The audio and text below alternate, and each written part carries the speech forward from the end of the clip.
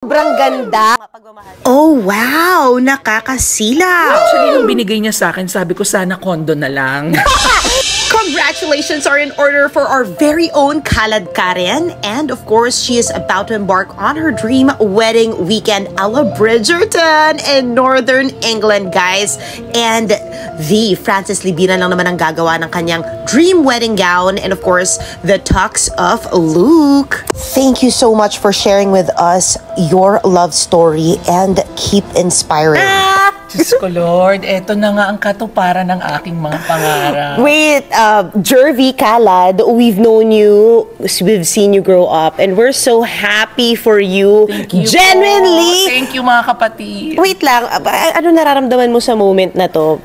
Mixed emotions na ako. Oo. Kasi medyo stressful ang pag-aayos ng kasal. Pero at the same time, you're very excited eh. Kasi at last, no, ikakasal na kami ni Luke. We've been together for 12 years. Grabe yung isang more than a decade, and we've seen the challenges and the highs. Ano masasabi mo sa sa samahan ninyong dalawa now that you're finally saying your I do's?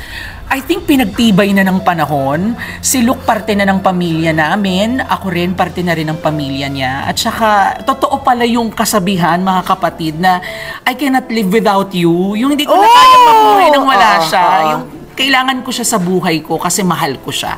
Yun. Pero buo ka. Buo din ako, of course. At saka katulad nga nung sinabi ko kanina sa Good Morning Kapatid, nung nag-guest ako, ano daw yung natutunan ko kay Luke, pinakamahalagang natutunan ko sa pagmamahala namin, natutunan kong mas mahalin yung sarili ko. Kasi I was able to accept myself for all of who I am.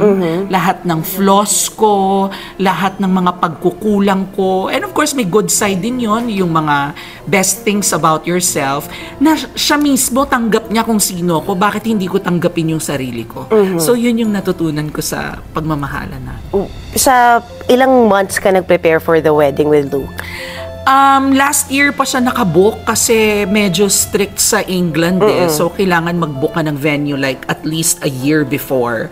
And matagal nang napurnada itong kasal namin. Dahil sa lockdown, tama dahil ba? nung pandemic, una po kaming na-engage 2020 during the height of the COVID-19 pandemic. Na-engage lang kami sa balcony ng aming bahay. Kaya nagulat ako noong July 25, nung dapat ay nakaschedule na parang prenup shoot lang namin in the UK, nagbigay siya ng panibagong singsing at nag-propose siya. Wow! Ang haba ng hair mo, abot UK yung buhok, grabe. At sorry ha, patingin naman, pwede bang i-share mo sa mga kapatid natin yung, guys, itatago ko na yung daliri ko. Sobrang ganda. 5 carat. At yan ang grabe. Pero syempre, yung pagmamahal niya, mas pa dyan. Pero ano masabi mo nung binigay niya sa'yo? Ito ba yung dream ring mo? Actually, nung binigay niya sa akin, sabi ko sana kondo na lang. Correct! Oo nga naman. Pero may properties na kayo. Joke lang yun joke lang yun. Pero na-appreciate ko itong regalo niya sa akin kasi it's more than just a ring. It's a symbol of our love. And naniniwala ako na si Luke, nagbibigay siya ng mga bagay sa akin na hindi lang basta material things. Parang hindi lang, may malalim na kahulugan yung mga binibigay niya sa akin. Parang nung una niya akong binigyan ng singsing, siguro baka yun lang yung afford niya nung time na yun. And then ngayon, mas nakaipon siya, nagbigay siya ng mas malaking singsing, ring upgrade, ganon. So, it's more than just a ring. For me, this is the symbol of our love, our devotion to each other. That's so beautiful. Pero alam niyo na mga boys, alam niyo na. O, diba? Alam niyo na kailangan yung gawin. Ring upgrade kung kaya, diba? Alam mo, kahit siguro bigyan niya ako ng murang ring. Correct. Isusuot Gets ko. ko pa Oo rin. naman, na proud. Oo, proud akong isusuot kung ano man ang ibigay niya sa akin. Pero dahil ito yung kaya niya sigurong bilhin, syempre na-appreciate ko. Sino ba naman ako para tumanggi, di ba? Saka nung nakita ko yung singsing, sabi ko, ay, ang ganda, suot mo na. Sabi ko, Correct. Pero wait lang, pagdating sa gown mo, napakaganda. Tama ba? Mermaid Cut by Frances Libiran. Nag-collab ba kayo for this? Or did you let Frances take over? I've always believed in the creativity of Sir Francis Libiran. Isa siya sa mga tinitingala nating fashion designers dito sa ating bansa. And of course, he's also known internationally. So nung sinabi niya sa akin na ako na ang gagawa ng wedding gown mo, syempre, walang pag-aatubili. Sabi ko, totoo po ba? Hindi ako makapaniwala kasi Francis Libiran. Oo naman. Gumawa ng Olympics, di ba? Nag-represent sa athletes natin and many, many more. Tapos ang ganda-ganda nung pagkakadesenyo niya kasi nung huling fitting namin, medyo naiyak pa ako kasi that's exactly what I envisioned din, na isusuot ko para pakasalan yung taong mahal ko. And nakakatuwa, i-share ko na po, Sir Francis, regalo niya yun sa amin. Hindi, pero balita ko 600,000 daw yun, ha? Balita ako, ha? Grabe. Mahal lang magpagawa ng gown. Totoo mahal naman, magpagawa ng gown, lalo na kung dekalidad ang materyales at syempre kilalang fashion designer ang gagawa.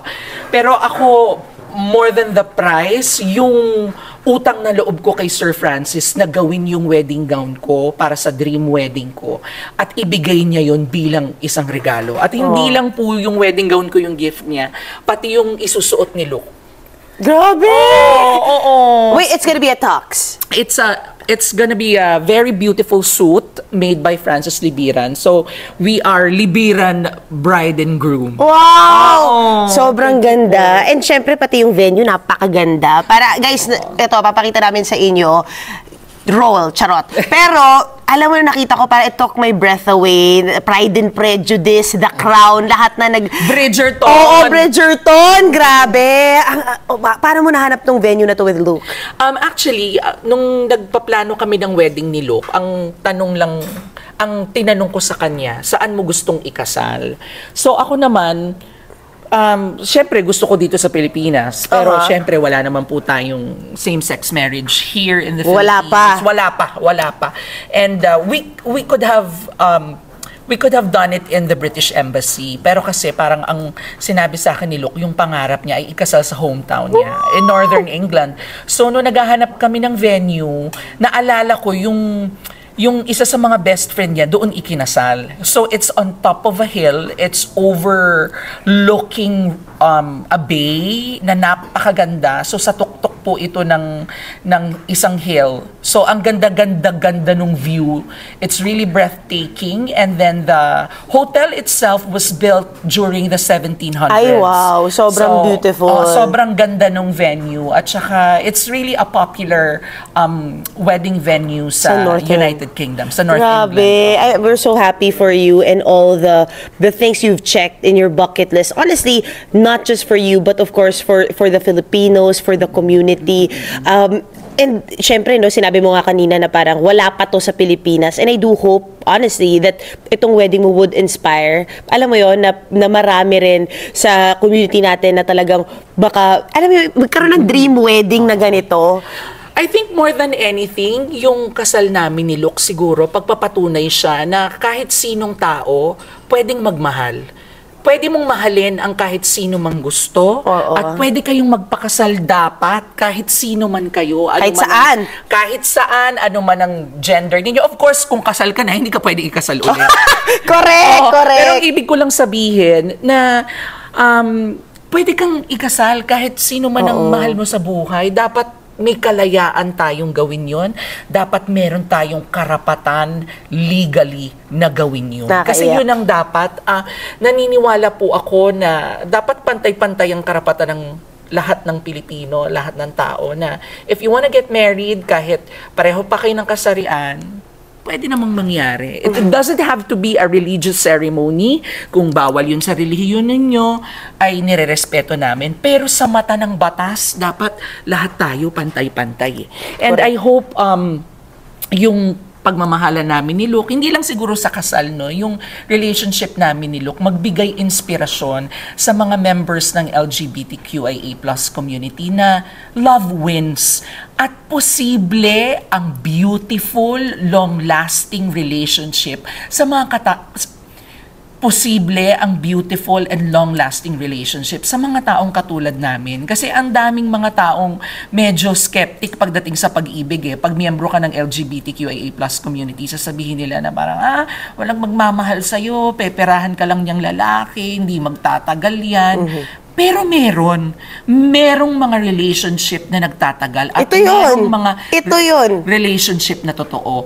Case in point, Vice Ganda and Ayon Perez, kinasal din po sila sa Amerika. Joey Mead King and Ange King, 'di ba? They've been together for a long time. Kahit nag-transition na si Angie King. So kami rin ni Luke, 'di ba? Transgender woman at isang cisgender man, pwede pong ikasal. Yun eh. Posible po, wag po kayong mawala ng pag-asa dahil napakaraming tao sa mundo, may taong magmamahal po sa inyo.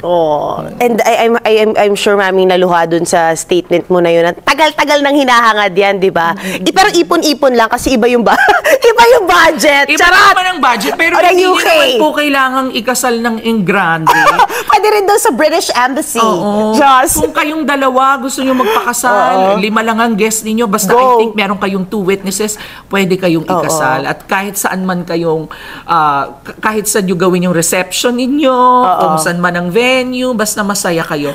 Pero I think ang pagpapakasal kasi is not really also for everybody. Of course. Choice nyo yan choice ng couple. Pero yun na nga, na-mention mo na sina Vice, and of course, they're gonna be there. I hope so. Pag-usapan natin yung mga bonggang-bonggang guest list ni Kalad Karen. So, si Vice nandoon, best friend mo si Kim. Actually, in-invite ko po, wag mo na lang sabihin nandun kasi mamaya hindi sila dumating. Sige. Siguro sabihin ko na lang na in-invite ko sila to be there. And of course, the special people, syempre nandun ang pamilya mo, but your chosen family, which is in showbiz, darating din. Invited sila Meme Vice Ganda, si Kim, and si Ate Carla bilang 3 sa mga bridesmaids ko. And then, my best friend also, Jake Ejercito, invited din siya. Actually, nandun na nga si Jake. Grabe, nauna!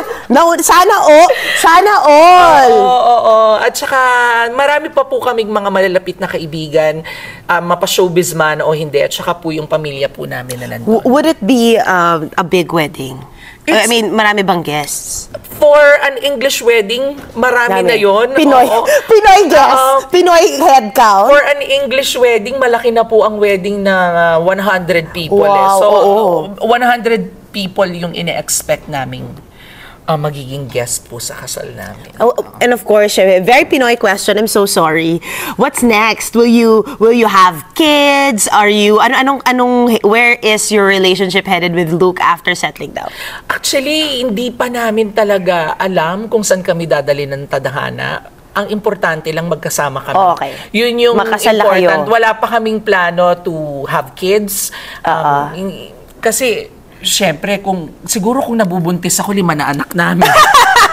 Baka hindi pa kayo kasal. Charot! Oo, pero wala pa ang malaking commitment ang pagkakaroon ng mga anak. Diba? Ang daming mga bata sa mundo. Of course, adoption is also an option kasi madaming mga bata ang nangangailangan ng pagmamahal na inabandonan ng kanilang mga biological parents. Pwede rin tayong yung uso naman ngayon yung ginagawa nila, surrogacy. Pwede tayong maghanap ng surrogate mother, etc. Pero ano ka ba? Motherly, siguro hindi ko pa siya nadidiscover. Hindi ko pa siya nadidiscover sa sarili ko. So, I don't think Luke and I are ready to be parents. Hindi pa sa ngayon. Kumbaga, syempre doon muna tayo pwede ba sabihin yung date? September. Huwag mo nang sabihin. September wedding. Sa September wedding muna tayo. Focus muna. Siguro isa-isa lang dahil ang hirap na magplano ng wedding. So, matapos ko lang tong wedding namin, okay na muna. And then, of course, marami pa po tayong mga proyektong gagawin dito sa Pilipinas. Mag-movie ka pa, di ba? Meron po tayong gagawing pelikula. And syempre, nasa frontline Pilipinas tayo gabi-gabi. Saan to di ba? So, ang dami pang pwedeng mangyari. And we are just open to any possibility. And I've always believed that the possibilities are endless. As long as we're together, I know that we can surpass all the challenges. Wait, sorry. And also, you have Drag Race. Yes. Season 3 na po ng Drag Race Philippines. With Mama Pao. With Jiggly Caliente, BJ Pascual, John Santos, Rahul Laurel, at mga special guest judges namin per episode. Ang husay po ng aming mga drag artists. So, baybayan nyo po ang kanilang pagsikat at pagpapakita ng galing sa entablado ng Drag Race Philippines. At sikat na siya sa buong mundo. Be. Di ba, RuPaul? Fans. Global. Global. Ang galing. Saan yung biggest fans na nakukuha mo from Drag Race? From America. Maraming mga... Kasi the land ko saan pinanganak ang drag. Maraming nanonood ng drag sa America. Of course, may Mexico nga. Nagugulat ako. May mga nagme-message sa akin, mga Mexican fans, French fans also, because merong Drag Race France, Espanya, Mexico, Brazil. Ang daming franchise all over the world. And I think isa sa mga paborito nilang franchise is the Philippines. Oo, sobrang galing. But anyway, thank you for representing us and congratulations on your wedding. Thank you. Maraming